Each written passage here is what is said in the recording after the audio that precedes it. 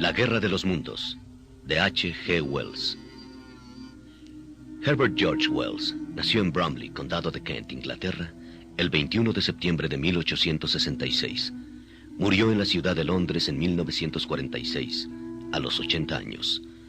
En 1895 obtuvo su primer éxito literario con la obra La máquina del tiempo, novela de un género entonces desconocido, que más tarde se llamaría de ciencia ficción, y del cual iba a ser su más eminente precursor. Escribió más de 80 libros, es decir, más libros que años vivió. H. G. Wells tuvo en vida fama de profeta, y a diferencia de los oráculos de Cumas y Delfos, que cultivaban la oscuridad, Wells fue diáfano en sus predicciones. Lo mismo vaticinó los tanques de guerra que el advenimiento de la bomba atómica. El eminente escritor argentino Jorge Luis Borges se refiere a Wells denominándolo el antiguo narrador de milagros atroces. La adaptación radial de la obra que a continuación vamos a narrar desató el pánico en los Estados Unidos en 1938 gracias al ingenio de Orson Welles. Dos Wells horrorizaron al mundo. Herbert George escribió La Guerra de los Mundos en 1898. Esta es una sinopsis de tan extraordinaria novela.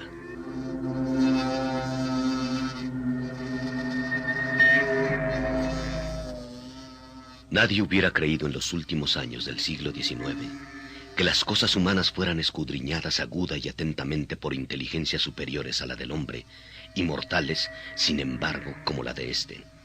Que mientras los hombres se afanaban en sus asuntos, fuesen examinados y estudiados casi tan de cerca como pueden serlo en el microscopio, las transitorias criaturas que pululan y se multiplican en una gota de agua. Nadie imaginó que, de los más antiguos mundos del espacio, pudiera sobrevenir un peligro para la existencia humana, ni se pensaba en esos mundos más que para desechar como imposible o improbable la idea de que hubiese vida en ellos. A lo sumo los habitantes de la Tierra se figuraban que en el planeta Marte podía haber otros hombres, pero inferiores a ellos, y dispuestos a recibir con los brazos abiertos cualquier expedición misionera. Sin embargo, a través de los abismos del espacio, inteligencias vastas, frías e implacables, contemplaban esta tierra con ojos envidiosos y trazaban con lentitud y seguridad sus planes de conquista. El planeta Marte gira alrededor del Sol a una distancia media de 225 millones de kilómetros, y la luz y el calor que recibe es justamente la mitad del recibido por nuestro mundo. Si la teoría de las nebulosas encierra alguna verdad, debe ser el planeta Marte más viejo que el nuestro, y largo tiempo antes de que la Tierra se solidificara, debió comenzar la carrera de la vida sobre su superficie. El hecho de que su volumen llegue escasamente a la séptima parte del nuestro ha debido acelerar su enfriamiento hasta la temperatura en que solo es ya posible la subsistencia de la vida. Tiene aire y agua, y cuanto es necesario para el sostén de la existencia animada. Pero el hombre es tan vano, tanto le ciega su vanidad, que ningún escritor antes del siglo XIX expresó el pensamiento de que allá lejos, la vida intelectual, en caso de existir, se hubiera desarrollado muy por encima del nivel humano. Ni siquiera se comprendía que por ser Marte más viejo que la Tierra, por no contar sino apenas una cuarta parte de nuestra área superficial y por estar más alejado del Sol, tenía necesariamente que hallarse no tan solo más distante del comienzo de la vida, sino más cerca del final. El secular enfriamiento que alcanzará algún día nuestro planeta ha avanzado ya mucho en el vecino. Ese grado último de agotamiento, que es aún para nosotros increíblemente lejano, se ha convertido para todos los habitantes de Marte en el problema capital. La presión inmediata de la necesidad ha iluminado sus entendimientos, desenvuelto sus facultades y endurecido su corazón. Y al mirar a través del espacio, con aparatos e inteligencias que apenas nos es dable concebir, han visto a la más próxima distancia, a solo 55 millones de kilómetros en dirección al Sol, una estrella matutina de esperanza. Nuestro propio y más cálido planeta, de verde vegetación y de aguas grises, de atmósfera nublada, testimonio elocuente de fertilidad.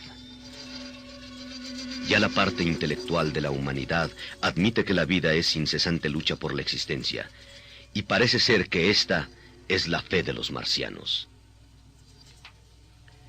Su mundo está ya muy frío, mientras el nuestro ofrece plétora de vida, pero plétora de lo que consideran como vida inferior. Y el único medio que tienen de escapar al aniquilamiento que generación tras generación merma sus filas, consiste en llevar la guerra en dirección al sol. Parece que los marcianos calcularon su descenso con pasmosa exactitud. Sus conocimientos matemáticos son evidentemente superiores a los nuestros, y llevaron a término sus preparativos con perfecta unidad de miras.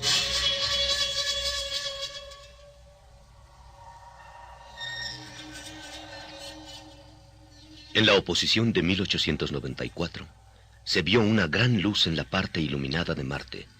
Primero en el observatorio de Lick, después en Niza por Perrotin, luego por otros observadores. El público inglés supo de estos fenómenos por el número de Nature, fechado el 2 de agosto. Me inclino a creer que este fenómeno se debió a la fundición del enorme cañón, colosal agujero cavado en su planeta, que sirvió para dispararnos sus proyectiles. Otros signos peculiares que tampoco se supieron explicar fueron vistos en las dos siguientes oposiciones, cerca del paraje de aquella explosión.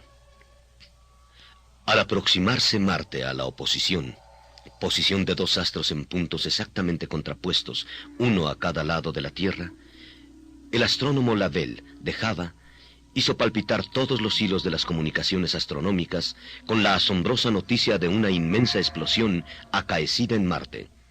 Ocurrió el hecho hacia la medianoche, y el espectroscopio al que recurrió inmediatamente indicó que una masa de gases inflamados, hidrógeno sobre todo, se movía con enorme velocidad en dirección a la Tierra.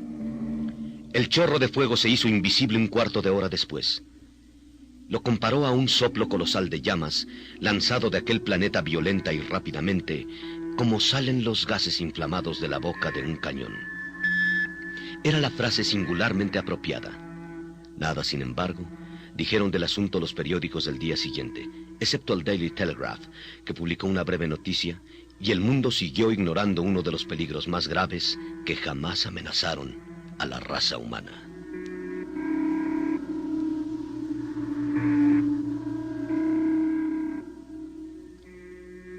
¿Acaso no hubiera yo sabido nada de la erupción, de no encontrarme en otro show con el científico Ogilvy, a quien la noticia había excitado terriblemente, y en el colmo de su emoción me invitó a examinar el planeta rojo? Mirando a través del telescopio, observé una diminuta estrella que parecía alejarse y aproximarse. Estaba a 60 millones de kilómetros en el espacio vacío. Instantes después, vi otro estallido de gas en la superficie del lejano planeta. Y así, durante 10 noches consecutivas, desprendiéronse llamas de Marte. La noche del jueves, mientras escribía en mi despacho, un meteoro cayó en la llanura de Horsell. Muchas gentes debieron presenciar la caída, pero nadie se molestó en examinar el bloque. Solo Ogilvy, a la madrugada siguiente, partió en su búsqueda, encontrándolo no muy lejos de las canteras de arena. La fuerza del proyectil había hecho un boquete enorme. La arena y el cascajo, lanzados violentamente en todas direcciones, formaban montículos. Algunos brezos ardían y una espesa humareda azul se elevaba al cielo. La cosa estaba enterrada casi por completo. La parte descubierta ofrecía el aspecto de un cilindro colosal, cuyo diámetro sería de unos 30 metros.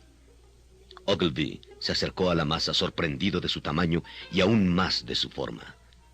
Solitario, permaneció de pie al borde del agujero. De pronto advirtió, no sin estremecerse, que parte de la escoria gris, cenicienta incrustación del meteorito, se desprendía de la masa para caer en forma de copos de arena. Durante un minuto no comprendió lo que esto significaba, y aunque el calor era excesivo, bajó al hoyo colocándose junto a la cosa para verla más claramente. Entonces notó que la cabeza del cilindro giraba lentamente. La verdad se le reveló como un relámpago. El cilindro estaba hueco. Era una nave. ¡Cielo santo!, exclamó. Hay un hombre, o tal vez varios encerrados, medio asados, que tratan de escapar. El sol se ponía cuando llegué a la llanura. La multitud aumentaba en torno al objeto caído del cielo. Unos niños sentados en la orilla del foso se divertían arrojando piedras a la gigantesca masa. En tanto que en el interior del enorme boquete, un grupo de hombres provistos de picos y palas trabajaban febrilmente. Gran parte del cilindro se hallaba al descubierto, aunque lo más bajo estuviese aún hundido. Ogilvy se quejaba de la multitud, cada vez mayor, que estorbaba el trabajo. Al aproximarme pasó un muchacho corriendo que gritaba: «¡El cilindro se mueve! ¡Se destornilla solo!». La muchedumbre pareció agitarse como una ola. Abriéndome camino a fuerza de codazos, logré acercarme al borde del orificio. Del hoyo subía un ruido de martillazos. Un jovencito de pie sobre el cilindro pugnaba desesperadamente por salir del agujero a donde la multitud lo había arrojado. Apoyándome en un vecino, contemplé la cosa. La tapa giraba y se abría sola. Un gran trozo se desprendió violentamente, haciendo al caer un ruido áspero que oprimió mi corazón. A través de una cavidad completamente negra, algo se movía incierta y ondulosamente. Me imagino que todos esperaban ver surgir un hombre, tal vez un ser en cierto modo distinto de nosotros, pero un hombre en esencia. Luego, destacaron dos discos luminosos, dos ojos tal vez, y algo parecido a una culebrilla gris, gruesa como un bastón, se desplegó de un cuerpo convulsivo para hacer contorsiones en el aire cerca de mí. Y a esta cosa retorcida siguió otra, y otra. Me estremecí violentamente. El asombro sucedía al horror en los rostros de las gentes. Hubo un movimiento general de retroceso. Fui presa de irresistible terror. Quedé petrificado, con la mirada inmóvil. Una masa grisácea y redonda del tamaño de un oso se alzaba lenta y trabajosamente hacia fuera del cilindro. Cuando le dio la luz plena, brillaba como un cuero humedecido. Dos colosales ojos oscuros me miraron con fijeza. La redonda masa tenía un rostro, si vale esta palabra. Había bajo los ojos una boca cuyos bordes sin labios, temblorosos y palpitantes, segregaban saliva. Suspiraba y latía el cuerpo convulsivamente.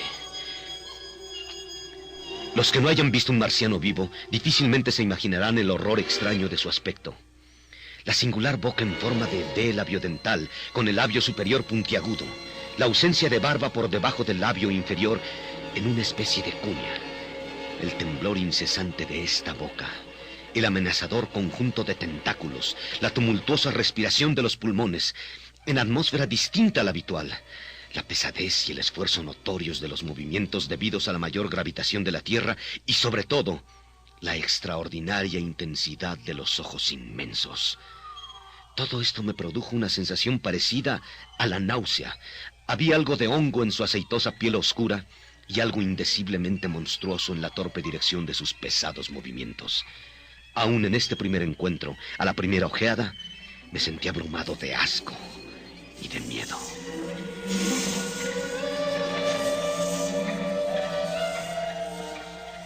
El ocaso se hizo crepúsculo.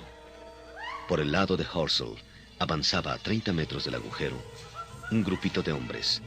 El que iba a la cabeza agitaba una bandera blanca. Eran parlamentarios.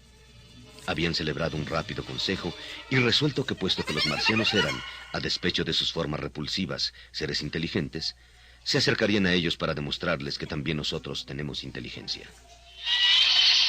De pronto, salió un relámpago del hoyo y luego partió un rayo luminoso acompañado de un penetrante silbido. Enseguida brotaron llamas. Parecía que cada hombre era convertido en fuego. A la luz de su propio aniquilamiento, los vi tambalearse y caer. 40 personas yacían bajo la luz de las estrellas carbonizadas, desfiguradas hasta el punto de ser irreconocibles.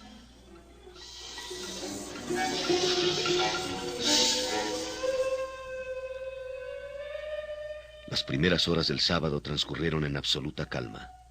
Por la tarde, las tropas cercaron a los belicosos invasores, y minutos después, violentas detonaciones partieron de la llanura de Horsell, y ante la proximidad del combate, alquilé un carro.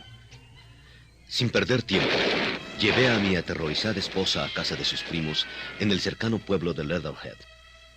Es todavía materia de asombro el modo rápido y silencioso con que pueden sembrar la muerte los marcianos. Muchos piensan que han logrado engendrar un calor intenso en cámaras de inconductibilidad absoluta y que por medio de un espejo parabólico de composición desconocida, proyectan ese calor intenso contra el objeto deseado, como proyectan los faros un rayo de luz.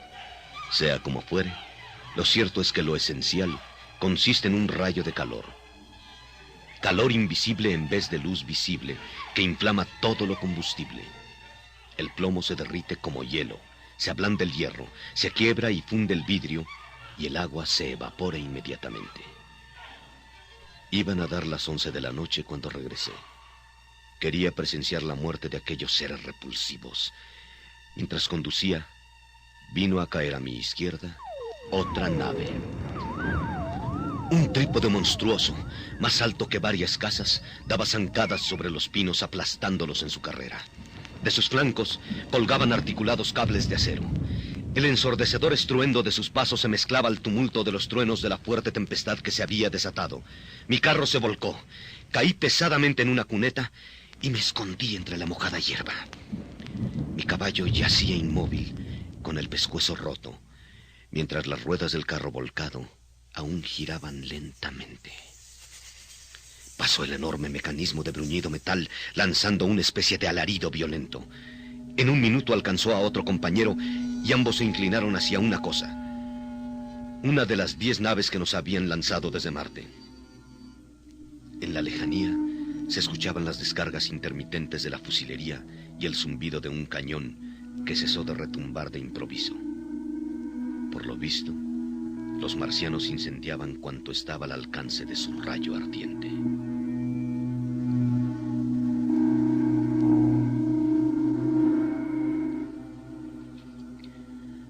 No recuerdo otra cosa de mi fuga que tropezones violentos en los árboles y traspiés en la maleza. El miedo a los invasores me envolvía y no podía creer lo que había visto. Sigilosamente llegué a mi casa y poco después platicaba con un soldado al que brindé hospitalidad. Aquel hombre atravesaba por una crisis nerviosa. Lloraba y balbuceaba. Nos han destruido, nos han destruido. Tras recobrar la calma, el militar pudo contarme la historia de la batalla celebrada unas horas antes. Los marcianos utilizaron unos gigantes de 40 metros equipados con unas cajas metálicas de las que brotaba un rayo ardiente. En unos cuantos segundos aquel rayo sembró la muerte y la destrucción, aniquilando nuestras defensas. Mi casa no era refugio seguro y abandonamos el lugar. Mi pueblo se había transformado. Las casas parecían abandonadas. Por doquier, desolación y destrucción. Cuando arribamos a Weybridge, reinaba tal confusión como nunca había visto. Patrullas de soldados prevenían a los vecinos que debían marcharse o esconderse en los sótanos de sus casas. Allí permanecimos hasta el mediodía. Después, llegamos a la represa de Shepperton. Aunque la fuga aún no era de pánico, reuníase ya mucha más gente de la que los botes pudieran transportar. Minutos después, escuchamos un ruido sordo y casi al unísono dispararon sus cañones las baterías situadas allende el río. ¡Allí están!, gritó aterrado un hombre, y poco después aparecieron 1, 2, 3, hasta 4 marcianos manejando sus armaduras. Un coloso metálico parecía examinar las baterías que disparaban en la margen opuesta. De una zancada, casi atravesó el río. En ese instante, 6 cañones le dispararon a la vez. El monstruo levantó la caja del rayo ardiente. De pronto, un proyectil reventó en plena faz del extraterrestre. La capucha saltó despedazada y giraron en el aire fragmentos de roja carne y de gruñido metal.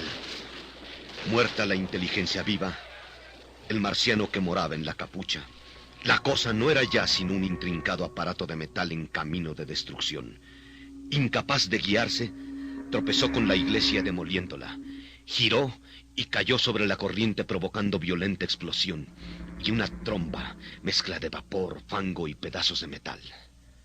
Volví a zambullirme. 3 colosales figuras pasaron a mi lado disparando sus rayos, destruyendo casas y árboles, aleteando por el camino y carbonizando a las gentes que corrían sin saber a dónde. Después de aquella demostración de poderío, los invasores decidieron retirarse a su primera posición de Horsell. Los cilindros sucedíanse el uno al otro en su viaje interplanetario, y cada 24 horas recibían refuerzos. Mientras los marcianos preparaban su ataque y la humanidad apercibíase al combate, eché a andar en dirección a Londres, en donde nada positivo se conocía sobre los armados hijos de Marte. El sábado, los diarios informaron brevemente acerca del fatídico acontecimiento. En la mañana del domingo, algunos metropolitanos notaron un vago sentimiento de alarma cuando grandes vagones cargados con tropas y piezas de artillería fueron urgentemente transportados a Kingston. Ahora los diarios referían los pormenores de una horrorosa catástrofe en Weybridge. A pesar de ello, los voceros militares mostraban gran optimismo, señalando que los marcianos habían sido rechazados y que no eran invulnerables.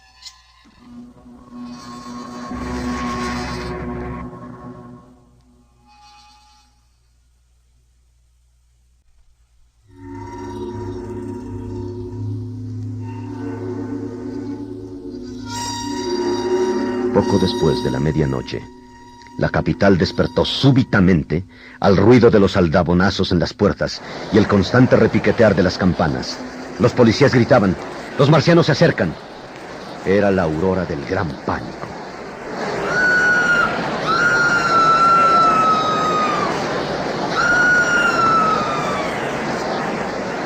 Seis millones de personas empujaban, resbalaban, corrían. ¡El humo negro! ¡El humo negro! ¡Los gases venenosos!, gritaban. Jamás en la historia del mundo una masa tan grande de seres humanos habíase puesto en movimiento. No era una marcha disciplinada, sino un escape loco, un terror pánico gigantesco y terrible, sin orden y sin fin. 6 millones de personas desprovistas de armas y de víveres corrían a la aventura. Era el comienzo de la derrota de la civilización, de la matanza de la humanidad. Tras las colinas al sur del Támesis, venían los invasores tripulando sus refulgentes máquinas. Horas antes habían puesto término a toda resistencia organizada contra sus movimientos. 3 marcianos que a la distancia parecían frágiles y pequeños, arribaron a la playa a grandes zancadas y adentráronse en el mar como si quisieran cortar la retirada de los aterrorizados londinenses. Al verlos, un acorazado que resguardaba el embarque de los fugitivos avanzó a toda máquina sobre aquellas formidables moles, parcialmente sumergidas en las aguas del océano, y los embistió de lleno, derribándolos. Una inmensa llama hizo saltar las chimeneas y las torres del acorazado, mientras una pareja de marcianos saltó en pedazos, como si fueran de carne.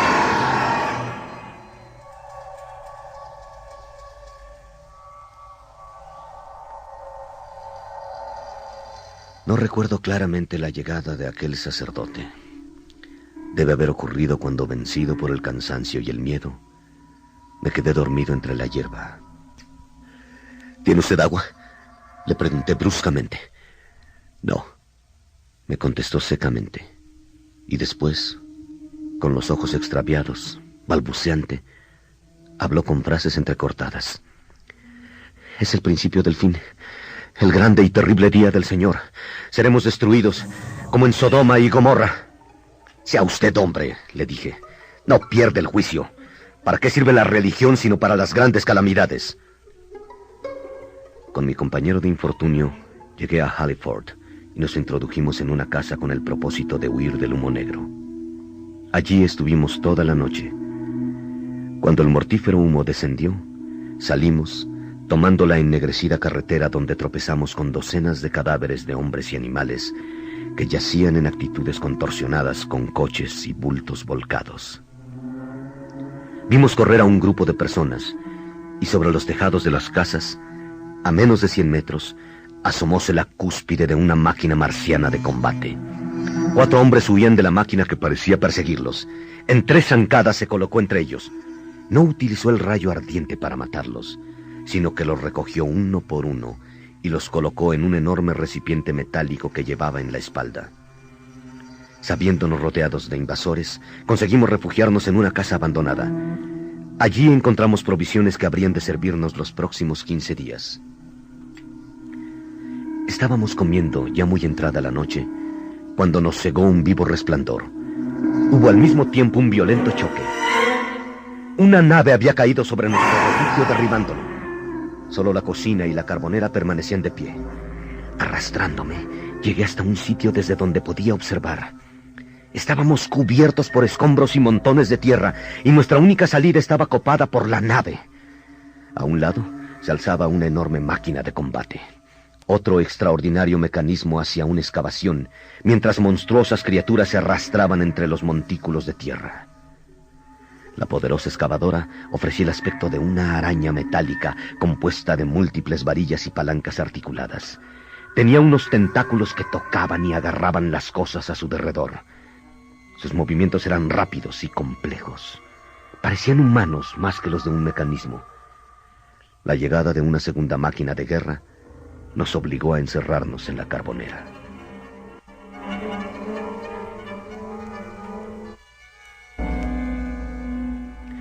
A medida que transcurrían los días de nuestra reclusión, aumentaban las diferencias entre el sacerdote y yo. Continuamente reñíamos y nos arrebatábamos el alimento y el agua. Al 10º día de nuestro encierro, creció la incompatibilidad de nuestros caracteres hasta trocarse en lucha abierta. Lentamente comprendí que mi compañero de tinieblas espesas y malsanas era un alienado. Y al anochecer de aquel día, el cura comenzó a gritar: «¡Maldita sea esta ciudad impía! ¡Malditos sean sus habitantes!». Aterrorizado ante la idea de que nos oyeran los extraterrestres, tomé un cuchillo y de un salto lo alcancé. El miedo me enfurecía, y antes de que pudiera escapar, le pegué en la cabeza con el mango del puñal. El infeliz cayó. Estaba muerto. De pronto, escuché un ruido en el exterior. Una máquina se acercaba a mi escondite. Una de sus piernas se retorció entre los escombros, en tanto que otra se abrió camino entre las vigas caídas. Me quedé petrificado. Luego, percibí la cara del operador del mecanismo. Sus oscuros ojos trataban de horadar las tinieblas, mientras un largo tentáculo metálico palpaba uno a uno los objetos. Al fin pude regresar a la carbonera, y envuelto en la oscuridad, con todo el alma puesta en los oídos, esperé. Enseguida escuché cómo fue arrastrado un cuerpo. El marciano, montado en su máquina, examinó la cabeza del padre. Entonces comencé a taparme con leña y carbón lo más silenciosamente que me fue posible. A cada momento cortaba el aliento para oír si el invasor se acercaba. Algo se movía de izquierda a derecha, dando golpecitos a cada momento en las paredes. En la oscuridad, solo pude percibir una especie de trompa que se agitaba hacia mí. Tocaba y examinaba la pared, el carbón, la leña.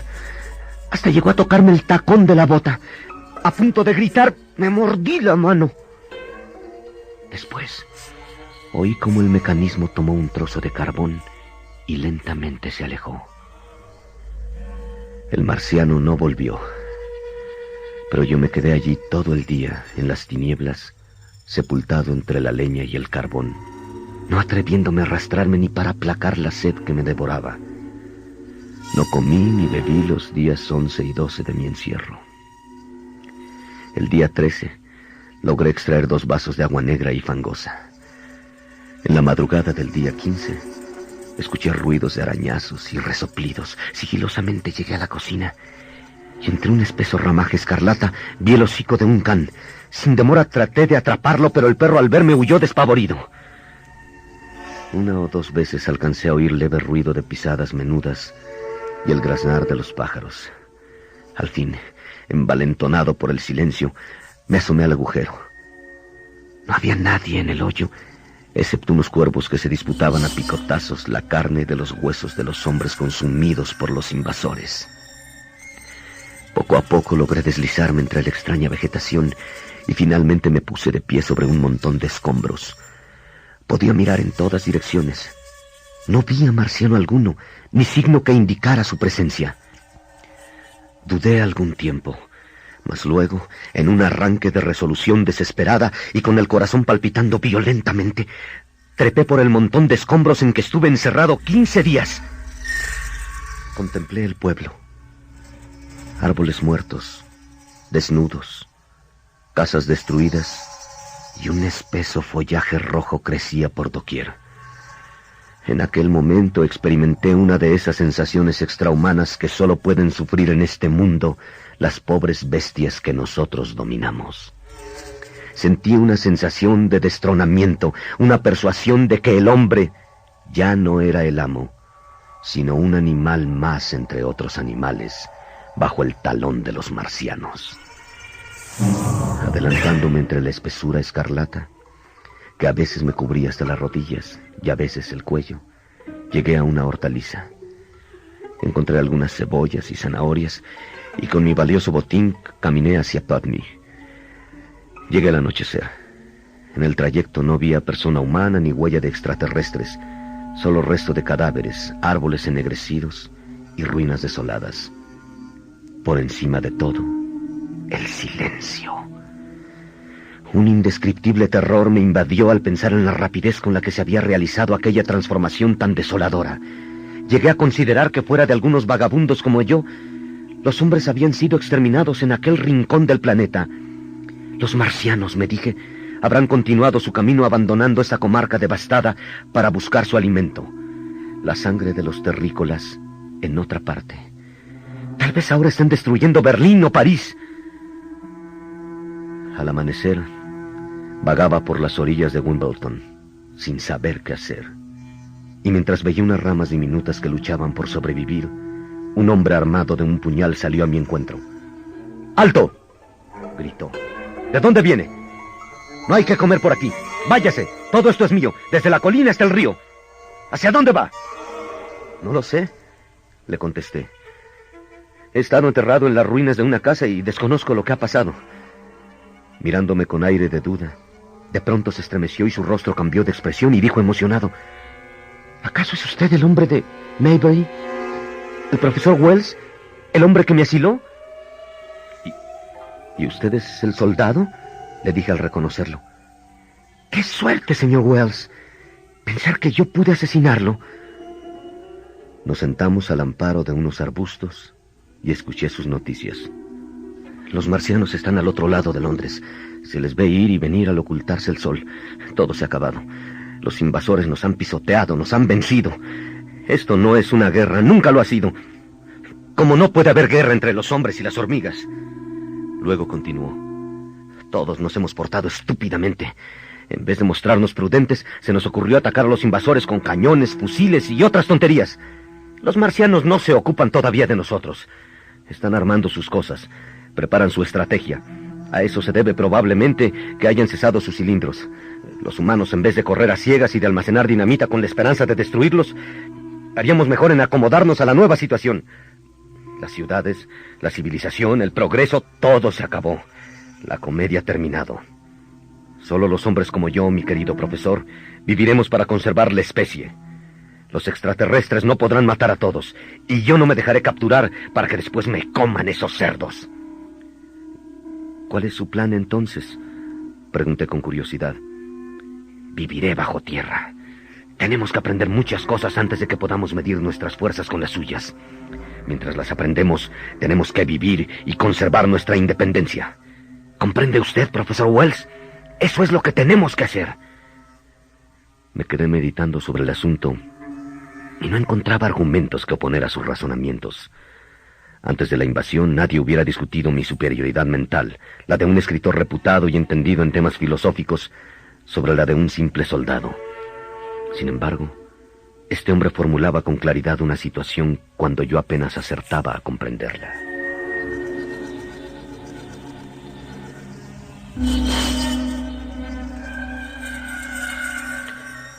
Más tarde llegamos a la guarida del soldado, el sótano de una casa. Entonces vi su labor de toda una semana. Un simple agujero de unos 10 metros que habría de llegar al alcantarillado. Comencé a darme cuenta de la distancia que mediaba entre sus sueños y su obra. Yo hubiera hecho ese hoyo en un solo día. Comimos y bebimos hasta hartarnos, y cuando la luna apareció, subí a la azotea a mirar el valle de Londres. Las colinas del norte estaban envueltas en tinieblas. Hacia Kensington brillaban las llamaradas de los incendios. Todo el resto de la gran ciudad estaba a oscuras. Solo una claridad extraña, una especie de fosforescencia de color morado, envolvía la superficie por doquier. Era la luminosidad del vegetal marciano, la hierba roja. Contemplando aquella devastación, sentí un violento desprecio hacia mí mismo. Me creí traidor a mi esposa y al género humano. Entonces, decidí abandonar a su glotonería y embriaguez al soldado, soñador de cosas grandes. Volví a Londres. Consideré que allí averiguaría lo que hacían los invasores y mis semejantes. La carretera era una espesa alfombra de polvo negro, y dondequiera estaba la hierba roja, marchita. En las calles reinaba un profundo silencio. Solo el crepitar de las llamas de algunos edificios ardiendo era el único sonido perceptible. Cuanto más penetraba en Londres, era mayor el silencio. No era el silencio de la muerte, sino el de la espera de cosas próximas, irremisibles. La destrucción había reducido a cenizas los barrios del noroeste. Era una ciudad condenada que se hundía como un naufragio.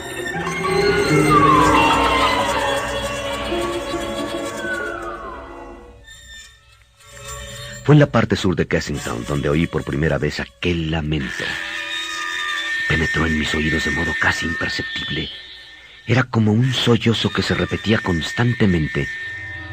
Al bajar por la calle de la Exposición, lo escuché en toda su plenitud. Me detuve, preguntándome lo que sería tan extraño y remoto lamento. Era como si aquel desierto enorme de edificios hubiera hallado la voz que expresara su miedo. Como la caminata y el calor habían aguzado mi sed. Después de mucho trabajo, logré introducirme en una taberna donde encontré comida y bebida. Estaba tan cansado que me dormí. Al despertar, poco antes de la medianoche, una vez más el espantoso lamento llenó mi ser. Salí a la calle. Necesitaba conocer la causa de ese grito. Mientras caminaba por Park Road, vi la inmensa figura de un marciano, y de aquella impenetrable coraza partía un gemido. Más allá estaba una máquina demoledora sepultada bajo los escombros del edificio que había destruido. Unos perros se disputaban la carne podrida del tripulante. Maravillado por lo que había visto, continué mi camino hacia el parque zoológico. Allí, entre un claro de los árboles, estaba otra máquina invasora, inmóvil, como la primera. Entonces, decidí acercarme al monstruo. Una multitud de cuervos se atropellaban y giraban en torno al marciano. De su inmóvil capucha le colgaban pedazos de carne sanguinolenta y pegajosa. Eché a correr hacia una colina. Trabajosamente subí la muralla de tierra y de pie en la cúspide logré ver el interior de un reducto. Era el último y el mayor de los campamentos marcianos. Desparramados aquí y allá había unos 50 cuerpos, tiesos, callados, muertos. Muertos por las bacterias contra las cuales no se hallaba preparado su organismo. Muertos después de fracasar todos los medios defensivos del hombre. Muertos por las ínfimas criaturas que Dios, con su sabiduría, ha puesto en esta tierra.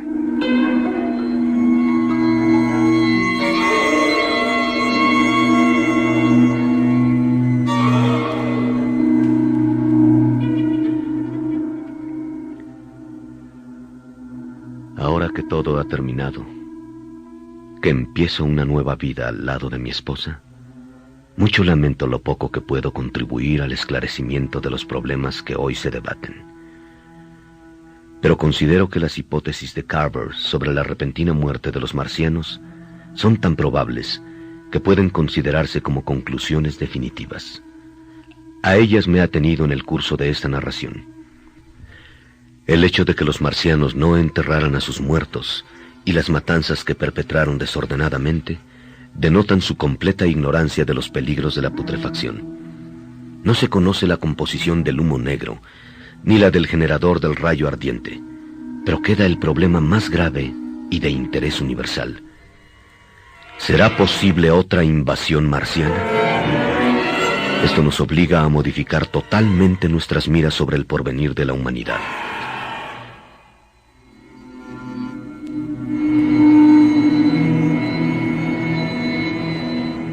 Nuestro planeta no es segura e inviolable morada del hombre. Nunca sabremos prever qué bienes o qué males invisibles pueden sobrevenir del espacio. Antes de que cayera el cilindro, reinaba el convencimiento de que en toda la profundidad del espacio solo había vida en la ínfima superficie de nuestra diminuta esfera. Ahora alcanza más nuestro pensamiento. Si los marcianos han llegado a Venus, según las excelentes razones del astrónomo Lessing, no hay razón para suponer que el hecho sea imposible a los hombres. Y cuando el paulatino enfriamiento del Sol haga inhabitable la Tierra, como sucederá al fin, ¿acaso tengamos que conquistar otro mundo? ¿Lo haremos?